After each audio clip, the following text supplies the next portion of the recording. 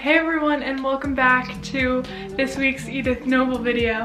In this week's video, I'm going to be sharing my current 5 favorite Bible verses and what I have learned from them. And this is going to be the first video and hopefully what I can make sort of a series because I was thinking making a bunch of blog posts and YouTube videos about my favorite Bible verses would be a good reoccurring thing, maybe every few weeks whenever I want to write a faith blog post or something but don't know exactly what about.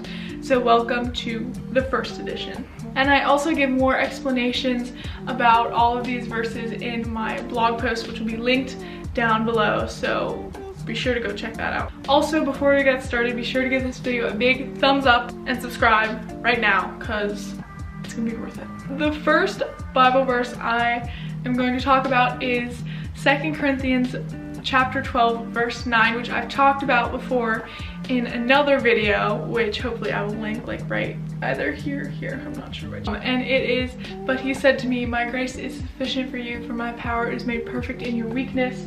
Therefore I will boast all the more gladly about my weaknesses, so that Christ's power may rest on me."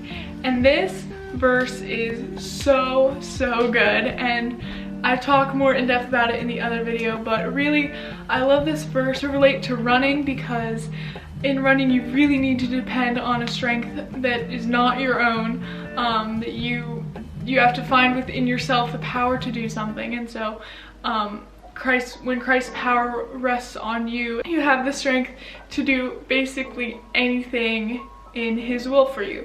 So that is why I love this verse. Okay, so the second verse I'm talking about is Joshua chapter 1 verse 9, and this is a verse I think about basically daily. I really love this.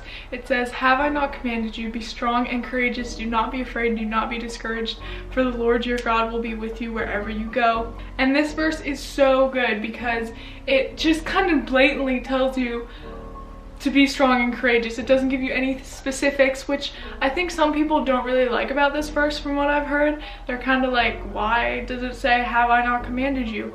And I think it's just so cool because it's just blatantly saying you don't need a specific physical reason to be strong and courageous. The only reason is because God is with you.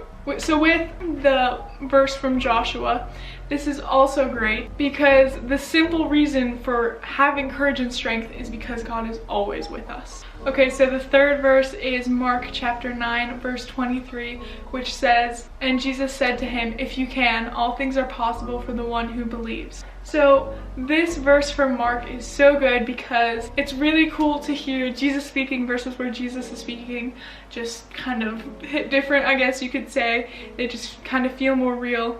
And I watch a good bit sometimes of sermons and faith talk videos on YouTube, much like these, to get inspiration and stuff. And Transformation Church's Michael Todd says this thing. He says to have crazy faith, and this verse reminds me of that because Jesus says all things are possible for the one who believes. So having hope and having courage and having faith may not make sense in our circumstance, but through God we have the faith to have courage and have faith, if that makes sense. So basically having positivity and faith may not make sense in your season, but God gives us that crazy faith. So basically having faith does not have to make sense in your circumstance for you to have faith. So the fourth verse is from Proverbs chapter 31 verse 25, and it says, "She is clothed in strength and dignity, and she laughs without fear of the future." This verse is so good for so many different reasons, but specifically because it says to laugh without fear of the future.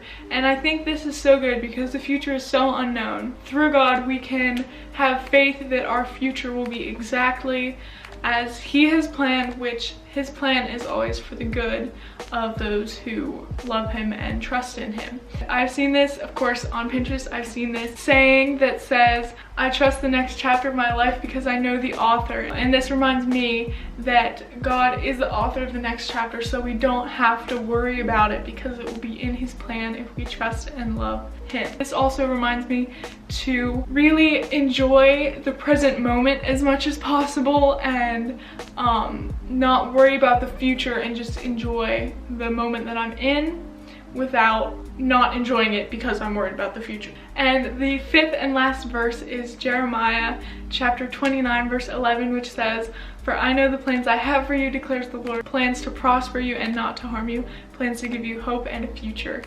And this is actually the verse, with the weekly Bible verse, this is actually the verse that I did, I think, on like New Year's weekend this year.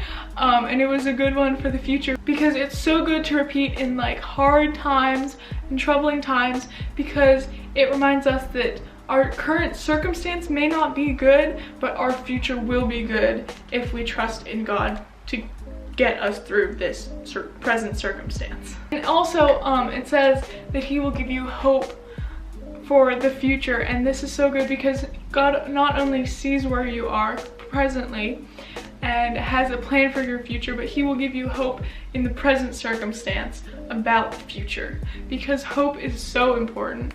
And so he will give you hope for the future. Alright, that is it for this video. I hope you enjoyed it. I hope you were inspired. And be sure to look up the books of the Bible that some of these verses were from and check them out closer for yourself, see what they mean for you. These are some of my 5 current favorite Bible verses. Let me know in the comments if you would like more videos like this, and be sure to give this video a thumbs up, subscribe. I hope you enjoyed it, and I will see you in my next video. Bye. What a wonderful world.